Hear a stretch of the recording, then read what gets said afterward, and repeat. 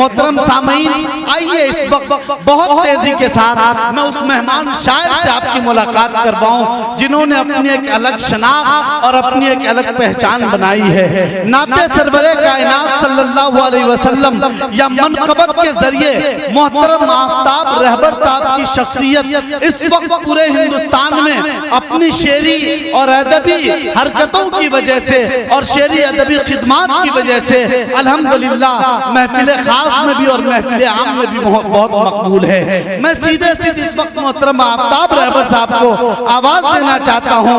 इन 4 मिसरों के साथ मोहतरम आफ्ताब रहबर साहब को आवाज देना चाहता हूँ कि बातों में तेरी जिक्र मदीना नहीं आता, बातों में तेरी जिक्र मदीना नहीं आता, तू जिंदा है लेकिन तुझे जीना नहीं आता।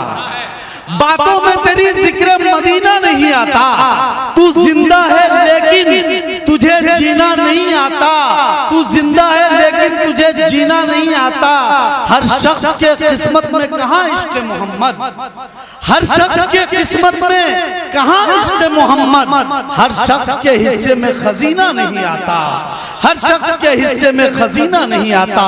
मोहतरम आफ्ताब रहबर साहब तशरीफ ला रहे हैं। आप अपनी तहजीब और रिवायतों को बरकरार रखते हुए खूब अच्छी तरह से मोहतरम आफ्ताब रहबर साहब को समाअत